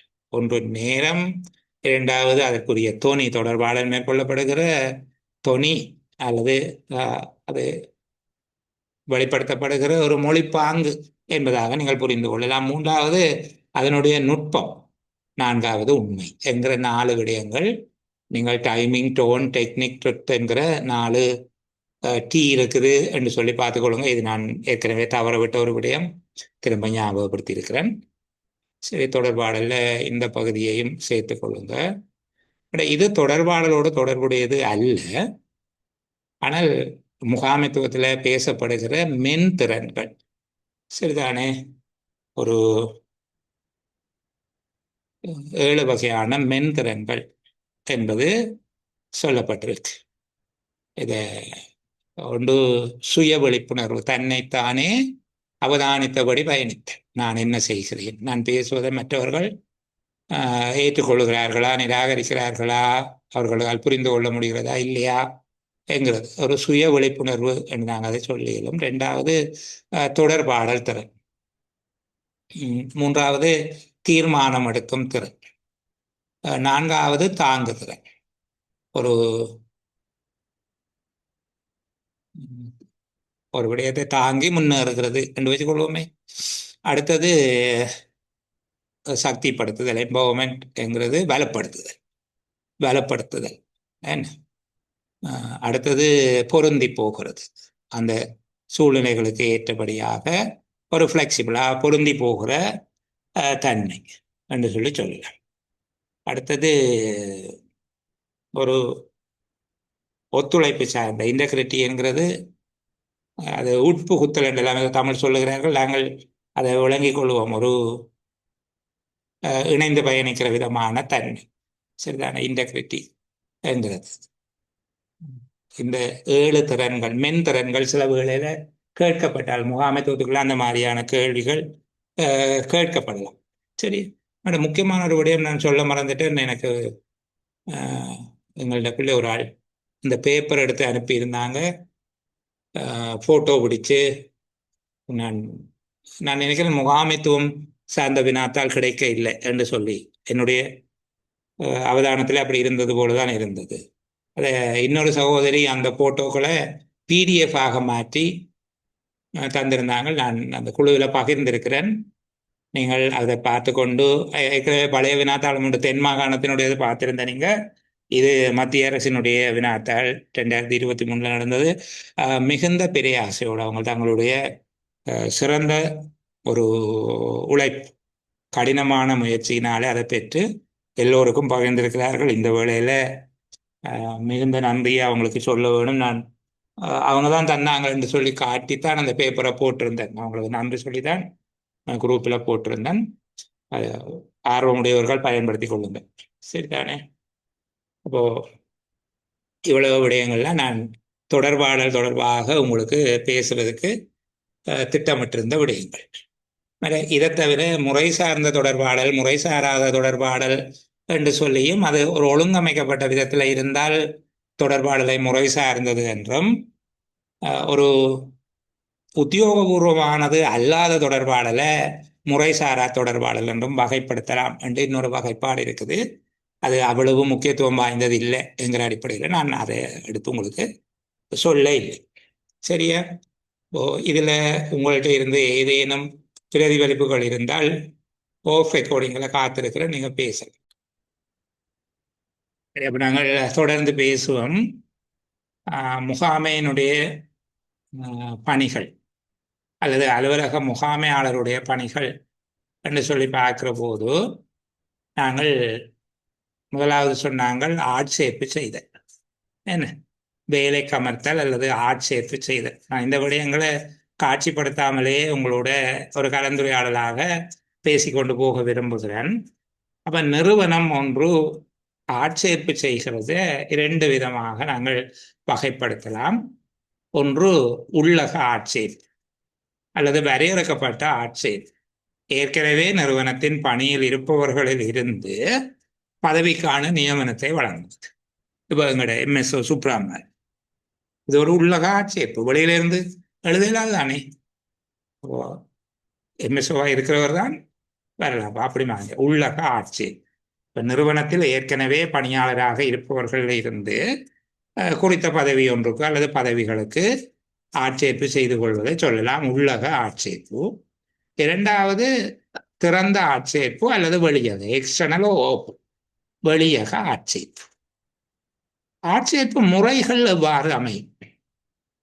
நிறுவனத்தினுடைய ஆட்சேர்ப்பு முறைகள் என்றால், ஒன்று எழுத்து பரீட்சை, என்ன 2 நேர்முக பரீட்சை, 3வது செய்முறை பரீட்சை. ப்ராக்டிக்கல் எக்ஸாமும் இருக்கும் சில பேர். அப்போ எழுத்து பரீட்சை, நேர்முக பரீட்சை, செய்முறை பரீட்சை என்பவற்றை உள்ளடக்கியதாக இருக்கு.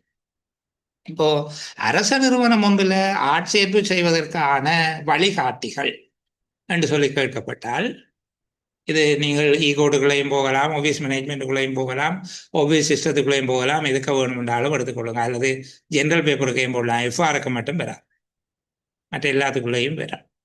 அலுவலகம் ஒன்றில் ஆட்சேர்ப்பு செய்வதற்கான வழிகாட்டிகள், அரசு சேவையிலே ஆட்சேர்ப்பு செய்வதற்கான வழிகாட்டிகள் என்று சொல்லப்பட்டால் சேவை பிரமாண குறிப்பு, ஆட்சேர்ப்பு திட்டம். இப்போ இந்த ரெண்டு விடயத்தையும் நீங்கள் சொல்லிக்கொள்ளலாம். சேவை பிரமாண குறிப்பு, ஆட்சேர்ப்பு திட்டம். இது உங்களை பெரும்பாலானவர்களுக்கு தெரியும். சேவை பிரமாண குறிப்புக்கும் ஆட்சேர்ப்பு திட்டத்துக்கும் இடையில இருக்கக்கூடிய ஒற்றுமைகள், வேற்றுமைகள். சேவை பிரமாண குறிப்பு என்றால் என்ன, ஆட்சேர்ப்பு திட்டம் என்றால் என்ன என்கிறத கேட்கப்பட்டால் புதிதாக இருக்கிறவர்களுக்கு எளிமையாக சொல்லிக்கொண்டு போகிறேன். சேவை அது நாங்கள் பொதுச் சேவை ஆணைக்குழுவின் நடைமுறை விதிகளுக்குள்ள அந்த விடயத்தை விளக்கமாக பார்க்குற நாங்கள். அப்போ நான் இங்கே இந்த அளவோட நிப்பாட்டிக்கொள்வோம், அங்கே பார்ப்போம். என்ன பிஎஸ்சி ரெகுலேஷன் பார்க்கத்தானே போகிறோம் திங்கட்கிழமைகளில், அப்போ அங்கே பார்ப்போம். நான் ஞாபகமாக சொல்லுது. சேவை பிரமாண குறிப்பு, ஆட்சேர்ப்பு திட்டம் என்கிற ரெண்டு வழிகாட்டும் ஆவணங்கள் இருக்குது அரசாங்க சேவையில் ஆட்சேர்ப்பு செய்வது தொடர்பாக. இது தவிர அரச கொள்கைகள், ஆட்சேர்ப்பு தொடர்பான அரச கொள்கைகளுக்கு அமைவாக இவை தயாரிக்கப்பட்டு இருக்கும். அப்போ ஆட்சேர்ப்பு செய்தல பெரிய அளவுக்கு நான் இங்கே வைக்க இல்லை என்றால், நியமனம் வந்து ஒரு பெரிய தலைப்பை நாங்கள் பொதுச்சேவை ஆணைக்குழுவின் நடைமுறை விதிகளுக்குள்ள பேசப்போம். நியமனம் என்றால் என்ன, நியமன அதிகாரி நியமனத்துக்கு முன்னம் உறுதிப்படுத்த வேண்டியது என்ன, இந்த மாதிரியாக நிறைய விடயம் இருக்கு. ஆட்சேர்ப்பு என்பதை நாங்கள் அங்கே வைத்து பார்க்கிறோம். அடுத்தது பயிற்சி அளித்தல். ஆட்சேர்ப்பு செய்து முடிய நாங்கள் பார்க்கிறாங்க, அவர்களுக்கு பயிற்சி அளித்தல் என்று சொல்லி ஒரு விடயத்தை நாங்கள் பேச வேண்டி இருக்கு. அப்போ பயிற்சி அளித்தல் என்றால் என்ன என்று சொல்லி, இப்போ பயிற்சி என்பதனால் நீங்கள் புரிந்து கொள்வது என்ன? பயிற்சி என்பது குறுங்கால செய்முறை. பயிற்சி என்பது ஒரு குறுங்காலமான செய்முறை. இது ஒரு முறைமையான ஒழுங்கமைக்கப்பட்ட செயல்முறையாகும். ஒரு சிஸ்டமேட்டிக் அண்ட் ஆர்கனைஸ்ட் ப்ரோசஸ் என்று சொல்லுவோம். இது ஒரு முறையான ஒழுங்கமைக்கப்பட்ட செயல்முறை.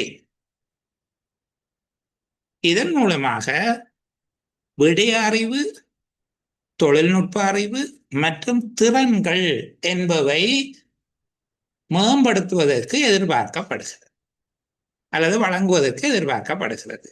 விடய அறிவு, தொழில்நுட்ப அறிவு மற்றும் திறன்களை வழங்குவதற்கு எதிர்பார்க்கப்படுகிறது. இது பயிற்சி என்றால் என்ன என்று சொல்லி கேட்கப்பட்டால் இந்த பகுதியை சொல்லலாம். பயிற்சியை அவசியப்படுத்தும் காரணிகள் எவை? நிறுவனம் ஒன்றுக்கு அல்லது பணியாளர்களுக்கு பயிற்சி ஏன் தேவைப்படுகிறது என்று கேட்கப்பட்டார். சரிதானே? அலுவலர்கள் அல்லது பணியாளர்களுக்கு பயிற்சி ஏன் தேவைப்படுகிறது? இதற்கு பல காரணங்கள் இருக்கிறது. ஒன்று, அனுபவமற்ற புதிய அல்லது மோசமான தொழிலாளர்களை, அனுபவமற்றவர்கள், புதியவர்கள் மற்றும் திறன் குறைந்த வினைத்திறனற்ற நிலைமையில இருக்கக்கூடிய தொழிலாளர்களை, அனுபவமற்றவர்கள், புதியவர்கள், வினைத்திறன் குறைந்தவர்களாக இருக்கக்கூடிய பணியாளர்களை திறம்பட சேவையாற்றுபவர்களாக மாற்றி அமைப்பதற்கு பயிற்சி அவசியப்படுகிறது. பயிற்சி தேவைப்படுவதற்கான ஒரு காரணம், அனுபவமற்றவர்கள், புதியவர்கள், வினைத்திறன் குறைந்தவர்களான பணியாளர்களை திறம்பட செயலாற்றுபவர்களாக மாற்றி அமைப்பதற்கு பயிற்சி தேவை. இரண்டாவது, மாறி வருகின்ற முறைமைகள், நுட்பங்கள், நவீன கருவிகள், உபகரணங்களை பயன்படுத்துவதை தெரிந்து கொள்வதற்கு பழைய ஊழியர்களுக்கு புத்துணர்ச்சி அளிப்பதற்கு பயிற்சி அவசியமாக இருக்கிறது. மாறி வருகின்ற முறைகள், நுட்பங்கள், அதிநவீன கருவிகள் மற்றும் புதிய உபகரணங்களை பயன்படுத்துவதற்கு தெரிந்து கொள்வதற்கும் பழைய தொழிலாளர்களுக்கு அல்லது நிறுவனத்தின் அனுபவம் உள்ள தொழிலாளர்களுக்கும் புத்துணர்ச்சி அளிப்பதற்கும் பயிற்சி தேவைப்படுகிறது. மூன்றாவது, பணியாளர்கள் பணியை திறம்பட செய்வது மட்டுமல்ல, அவர்கள் பணியை கற்பதற்கான நேரத்தை குறைப்பதற்கு, இப்ப புதியதாக ஒரு வேலை வருதுன்னா அந்த வேலையை கற்றுக்கொள்வதற்கு அவர்களுக்கு நேரத்தை குறைக்கலாம் என்று ட்ரைனிங்கை கொடுத்தார். அப்ப பணியாளர்கள் பணியை திறம்பட மேற்கொள்வதற்கு, கற்றல் நேரத்தை குறைப்பதற்கு, மேற்பார்வை நேரத்தை குறைப்பதற்கு மூலப்பொருட்கள், உள்ளீடுகள், நேரம், உழைப்பு என்பவற்றை சிக்கனப்படுத்துவதற்கு பயிற்சி அவசியமாகிறது. டிஃபெக்டை குறைக்கிறது, ஜீரோ டிஃபெக்ட் என்று சொல்லுவாங்க, பூச்சிய குறைபாடு. குறைபாடுகளை மினிமைஸ் பண்றதுக்கு, இழிவுபடுத்துறது, குறைபாடுகளை குறைப்பதற்கும் விபத்துக்களை குறைப்பதற்கும் பயிற்சி அவசியம். மெஷினரிஸ்ல வேலை செய்கிறார்களுக்கு நல்ல ட்ரைனிங் கொடுத்தா ஆக்சிடென்ட் குறையும். சரிதானே? ஒரு நிறுவனத்தின் இயங்குதிறன், உபகரணங்கள், கருவிகள் போன்றவற்றை பராமரிப்பதற்கு, அலுவலர்களுடைய மன உறுதியை மேம்படுத்துவதற்கு பயிற்சி அவசியமானதாக இருக்கு. இப்ப நாங்கள் பயிற்சி என்றால் என்ன, பயிற்சி தேவைப்படுவதற்கான காரணங்கள் என்ன என்று சொல்லி பார்த்திருக்கேன். இன்னொன்று, அரசாங்க சேவையில அல்லது பொது சேவையில வழங்கப்படக்கூடிய பயிற்சிகள் எவை என்று சொல்லி கேட்பார்கள். அரசாங்க சேவை ஒன்றில் வழங்கப்படக்கூடிய பயிற்சிகள், பயிற்சி வகைகள் எவை, இந்த பயிற்சி வகைகளை குறிப்பிட்டு அதை விளங்கப்படுத்துங்கோ என்று கேட்பார்களாக இருந்தால், பயிற்சியின் வகைகள்: ஒன்று, அறிமுக பயிற்சி அல்லது புகுமுக பயிற்சி.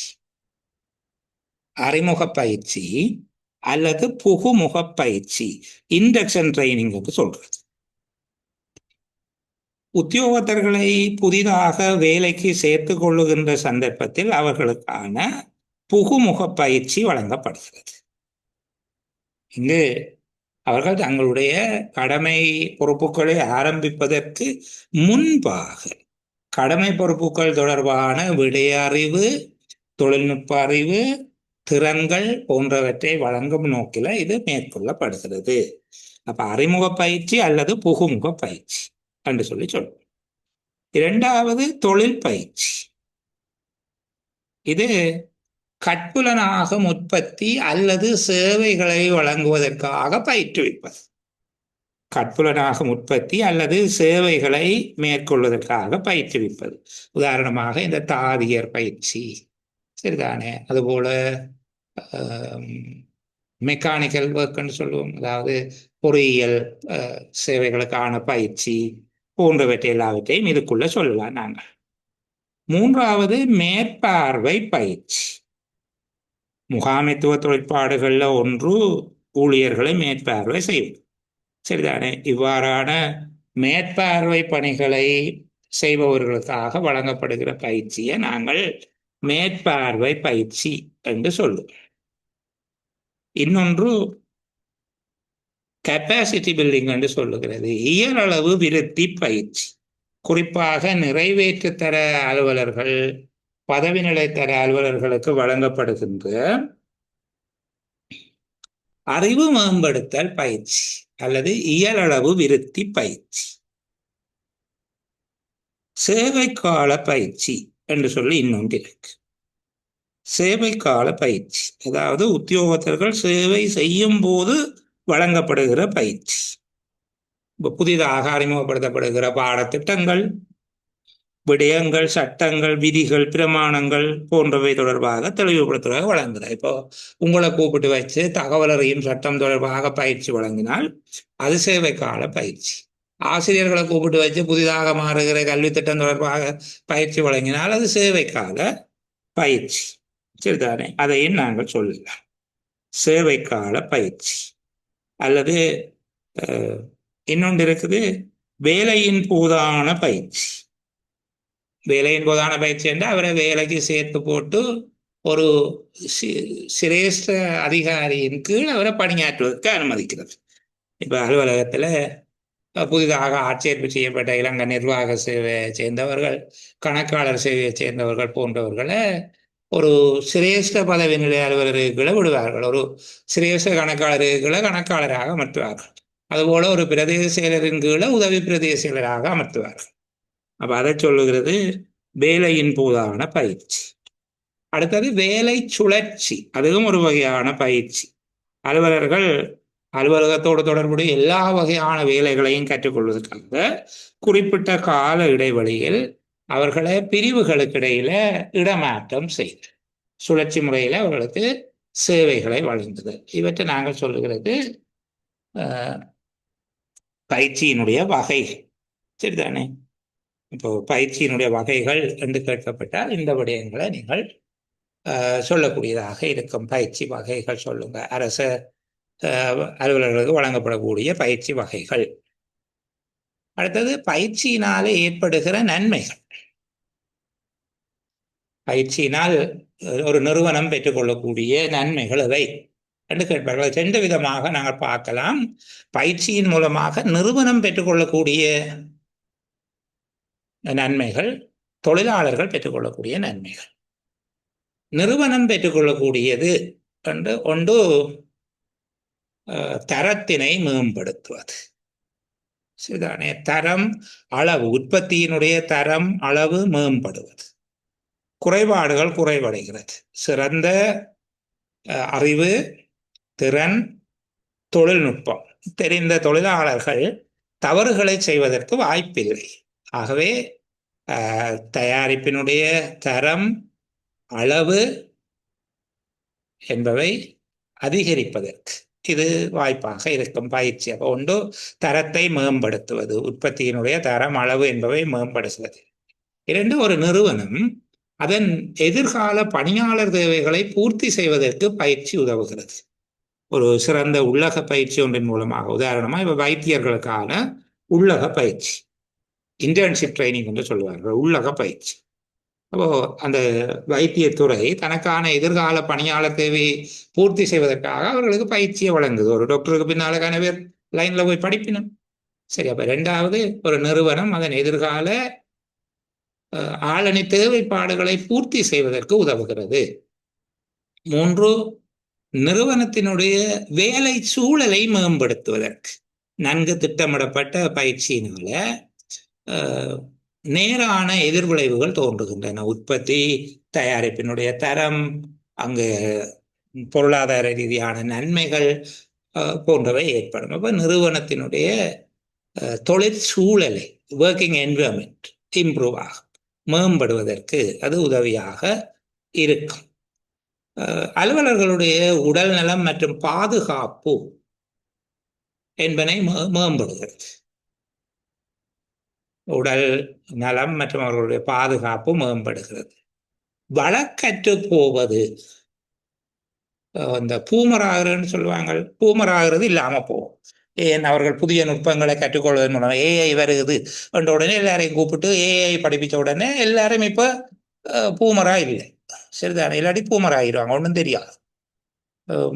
பட்டன் போனை வச்சிருந்தவருக்கு இந்த டச் போன் வந்த உடனே ஒன்றும் தெரியாமல் போயிடுவார். அவருக்கு ட்ரைனிங்கை கொடுத்து விட்டா அவர் பூமராக மாட்டார், வழக்கற்று போக மாட்டார். வழக்கற்று போவதை தடுப்பதற்கு அவர்களுடைய கரியர் டெவலப்மெண்ட், தனிப்பட்ட முன்னேற்றம், அவர்களுடைய தனிப்பட்ட முன்னேற்றத்துக்கு, பணியாளர்களுடைய தனிப்பட்ட முன்னேற்றத்துக்கு அது பயனுடையதாக இருக்கும். சரிதானே? அப்போ இந்த பயிற்சியினால பெற்றுக்கொள்ளப்படக்கூடிய நன்மைகள் என்று சொல்லி வருகிற போது இன்னும் நிறைய விடயங்கள் நாங்கள் சொல்ல இயலும். பயிற்சியின் மூலமாக கிடைக்கக்கூடிய நன்மைகள் நான் எளிமையாக சொல்லி இருக்கிறேன். இன்னும் பல நன்மைகள் ஒரு பயிற்சியினால கிடைக்கக்கூடியது.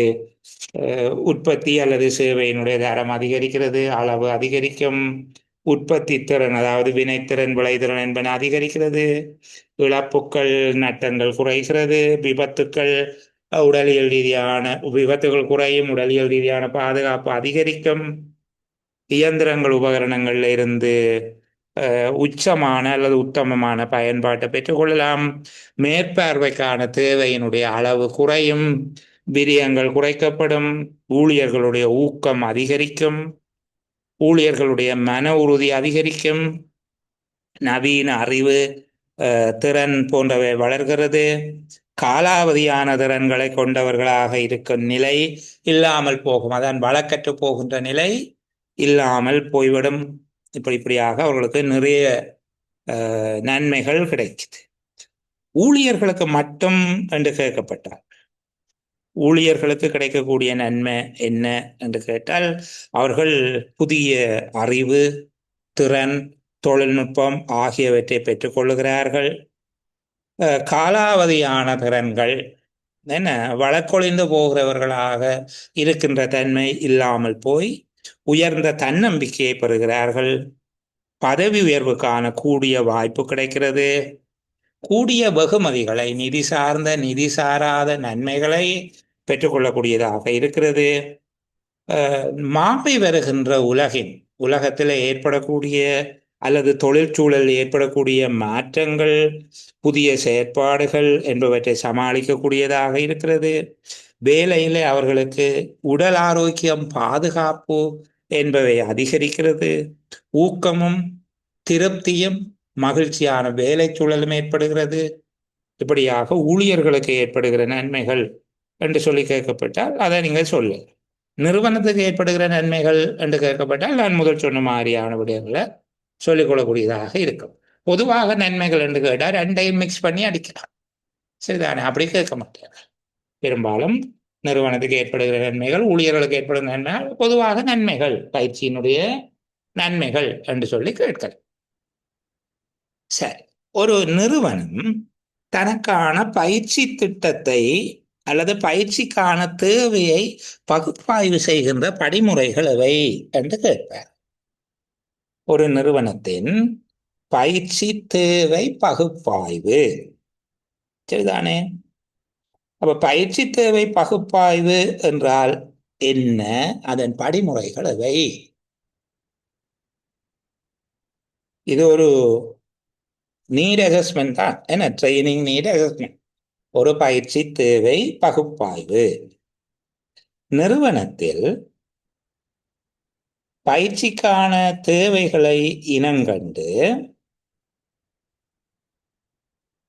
அதற்கான தீர்மானத்தை மேற்கொள்வதற்காக மேற்கொள்ளப்படும் பகுப்பாய்வினை பயிற்சி தேவை பகுப்பாய்வு என அழைக்கலாம். நிறுவனம் ஒன்றில் எவ்வாறான பயிற்சிகள் தேவைப்படுகின்றன என்பதை இனம் கண்டு பயிற்சி அளித்தல் தொடர்பான தீர்மானத்தை மேற்கொள்ளும் பொருட்டு மேற்கொள்ளப்படுகின்ற பகுப்பாய்வு பயிற்சி தேவை பகுப்பாய்வு என்று அழைக்கப்படுகிறது.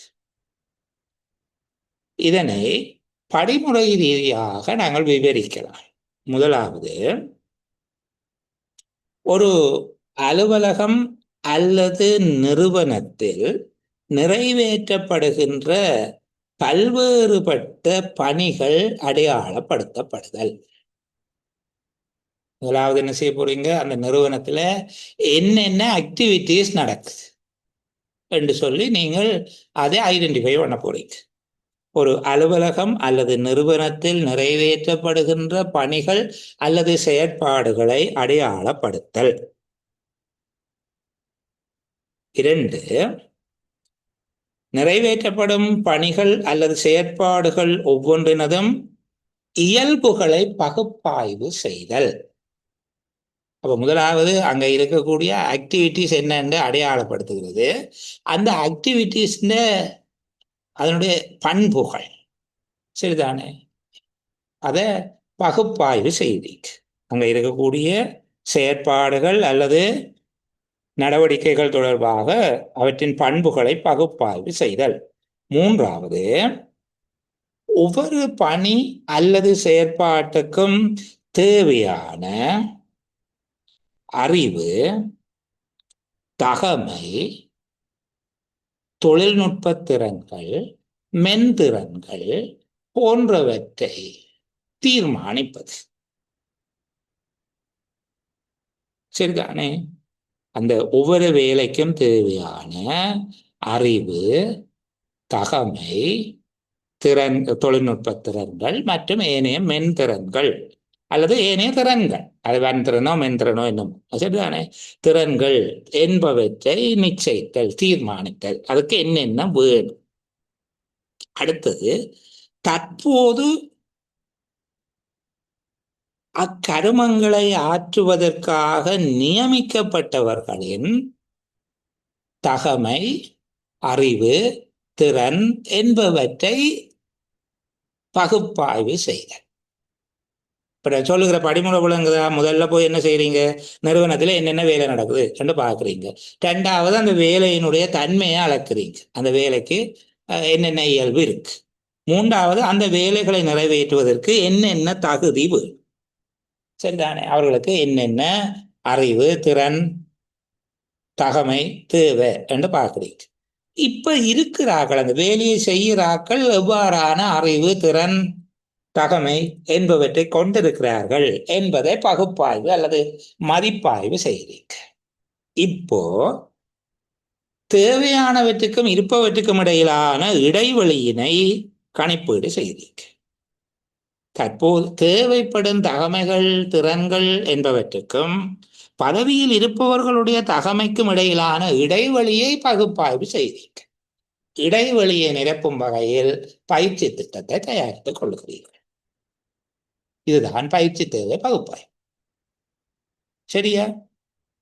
ஒரு அலுவலகம் அல்லது நிறுவனத்தில் மேற்கொள்ளப்படுகின்ற பல்வேறுபட்ட பணிகள், செயற்பாடுகள் அடையாளம் காணப்படுதல், அவற்றின் பண்புகள் பகுப்பாய்வு செய்யப்படுதல், ஒவ்வொரு செயற்பாடுகள், கருமங்கள், பணிகளுக்கும் தேவையான தகமைகள் மற்றும் திறன்கள் என்பவை தீர்மானிக்கப்படுதல், அப்பணிகளை நிறைவேற்றுவதற்கான அல்லது அந்த பதவிகளுக்கு நியமிக்கப்பட்டவர்களுடைய தகமை, அறிவு, திறன் என்பவற்றை பகுப்பாய்வு செய்தல், தேவையான திறன், அறிவு, தகமை என்பவற்றுக்கும் நியமிக்கப்பட்டவர்கள் கொண்டிருக்கும் அறிவு, தகமை, திறன் என்பவற்றுக்குமான இடைவெளியினை மதிப்பீடு செய்தல், இடைவெளியினை நிரப்பும் விதமாக பயிற்சி திட்டங்களை தீர்மானித்தல் என்பது பயிற்சி தேவை பகுப்பாய்வாக அமையும்.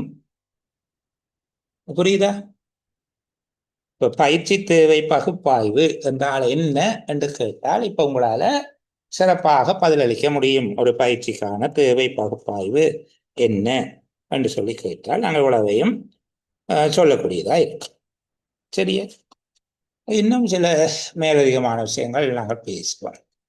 நான் உங்களுக்கு ஆவணம் ஒன்றும் காட்சிப்படுத்த இல்லை, நீங்கள் அது ஒரு பெரிய குறையாக எடுக்கிறீர்கள். நீங்கள் எப்போ அப்படி எல்லாம் எடுத்திருக்கிறீங்க என்ன? இப்போ பயிற்சியின் தேவைகளை கண்டறிதல் என்கிறது தொடர்பாக நாங்கள் பார்த்துட்டோம், அந்த பகுதி வேண்டாம். அடுத்தது பயிற்சி முறைகள் என்பதை சொல்லிட்டோம், சரிதானே?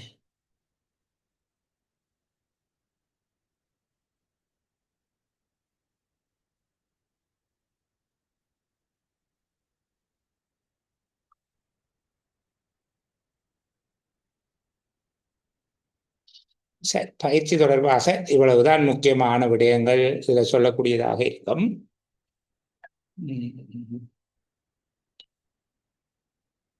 வேற ஞாபகம் வந்தால், ஏதாவது புதிய விடயங்கள் வந்தால் நாங்கள் அடுத்த செயலமர்வு ஒன்றில் நாங்கள் அதை பகிர்ந்து கொள்வோம், சரிதானே? இப்போ நான் முகாமைத்துவம் சார்ந்து இன்னொரு முக்கியமான தலைப்புக்குள்ளே போக வேணும். இன்னொரு கேள்வி கேட்டிருந்தாங்க, அதுக்கு பதில் சொல்லிட்டு நான் அந்த பகுதிக்குள்ளே போகிறேன். 2023ஆம் ஆண்டு நடைபெற்ற பரீட்சை வினாத்தால் செய்து விடுவீர்களா என்று கேட்டிருக்காங்க. நிச்சயமாக இல்லை, இதுதான் பதில். என்னென்றால் நிறைய பேர் அதை செய்ய தொடங்கிட்டாங்க. எனக்கு தெரிந்து இன்றைக்கு 5 பிள்ளைகள், எனக்கு ஞாபகம் சரியா இருந்தால் 5 பேரும் 5 பேர் சில விடயங்கள் தொடர்பாக கேட்டிருந்தாங்க. பதவி உயர்வு ஒன்றை பெறுவதற்கான வழிமுறை என்ன என்று கேட்டாங்க. பதவி உயர்வை எவ்வாறு பெற்றுக்கொள்ளலாம், தேவைப்பாடுகள் என்ன, பதவி உயர்வை பெறுவதற்கான தேவைப்பாடுகள் என்ன என்று சொல்லி கேட்டிருந்தாங்க, சரிதானே? அதுபோல ஒழுக்காற்று நோக்கங்களுக்காக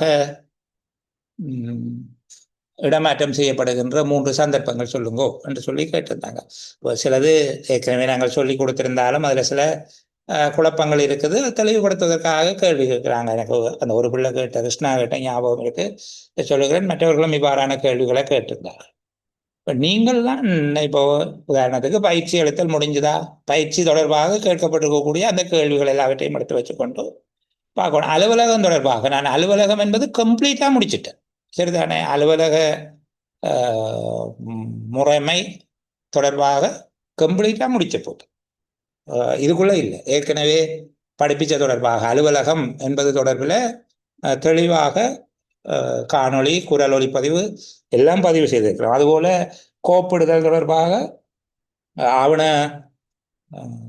முகாமைத்துவம் தொடர்பாக தெளிவாக முடிஞ்சு. அப்ப அந்த பகுதியை வச்சுக்கொண்டு நீங்கள் பேப்பரை செய்து பாருங்க. மற்றது 2023 வந்த கேள்விக்கு விடைகளை தேடி அலைய வேண்டாம். ஓரளவுக்கு அதை சுற்றி இருக்கக்கூடிய பகுதிகளின் மீது கூடுதலான கவனம் எடுக்கும். சரி, அந்த பகுதிகளை மட்டும் பார்த்து கொண்டிருக்காதீங்கன்னா அந்த கேள்வி திருப்பி வராது நிச்சயம். நீங்கள் இதில் கற்றுக்கொள்ள வேண்டியது அதனோடு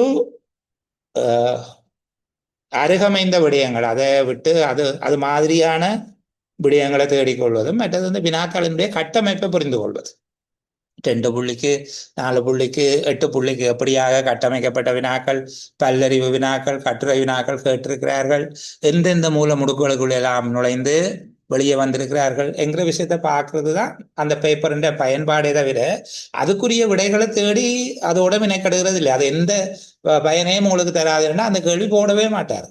அதுவும் அந்த வினாத்தால் பகிரங்கப்படுத்தி விட்டார்கள் என்றால் அந்த கேள்வியை திருப்பி போடுறதுக்கான வாய்ப்பு இல்லை. அதன் அருகமைந்த பகுதிகளை கேட்பார். இப்போ உதாரணத்துக்கு ஒழுக்காறு நோக்கங்களுக்கான இடமாற்றம் மேற்கொள்ளப்படுகிற சந்தர்ப்பங்கள் என்று கேட்டால் அடுத்தது நீங்கள் பார்க்கணும் சேவையின் தேவை கருதிய இடமாற்றம் மேற்கொள்ளப்படுகிற சந்தர்ப்பம் அல்லது ஒரு உத்தியோகத்தருடைய வேண்டுகோளின் பேரலான இடமாற்றம் எப்போது செய்யப்படலாம் என்பது தொடர்பாக பார்க்கவும். சரிதானே? அல்லது வருடாந்த இடமாற்றத்தினால அல்லது இடமாற்றத்தினால அடையப்படுகிற நன்மை என்ன என்று சொல்லி இடமாற்றத்தின் மூலமாக அடைய எதிர்பார்க்கப்படுகிற குறிக்கோள்கள் என்ன என்று சொல்லி அப்படி தேடி பார்க்கவும். பொதுச்சேவை ஆணைக்குழுவின் நடைமுறை விதிகளின் எதிர்பார்க்கக்கூடிய வினாக்கள் தொடர்பில் நான் ஒளிப்பதிவுகள் உங்களுக்கு பகிர்ந்திருக்கிறேன். இயலுமானவர்கள் பார்த்துக்கொள்ளுங்க. திரும்ப திரும்ப பகிர்கிற போது சில பேருக்கு அது சங்கடமா இருப்பது தெரியல. ஆனால் பாவம் புதுசாக வர பிள்ளைகளுக்கு அதை கொடுக்க வேண்டி இருக்கிறதுனால அந்த பகுதியை பார்த்தேன். சரி, நாங்கள் இன்றைக்கு ஓரளவு கண்டன் ஃபுல்லான விஷயம் பேசி இருக்கிறோம் என்கிறதால இன்னொரு புதிய தலைப்புக்குள்ள போகிறது ஓவர்லோடா போயிடும் என்கிறதால நான் இந்த அளவோட நிறுத்தி கொள்ளலாம் என்று யோசிக்கிறேன். அடுத்து வருகிற வியாழன் வெள்ளிக்கிழமை 2 நாளும் வகுப்புகள் நடைபெறாது. நாங்கள் அடுத்த சனிக்கிழமை இதை விட அழகான பொழுதொன்றில் சந்திப்போம். இப்போ அது வரைக்கும் அதுக்கு பின்னும் கூட எல்லோருக்கும் நல்ல பொழுதுகள் அமைய வேணும் என்கிற பிரார்த்தனையோடு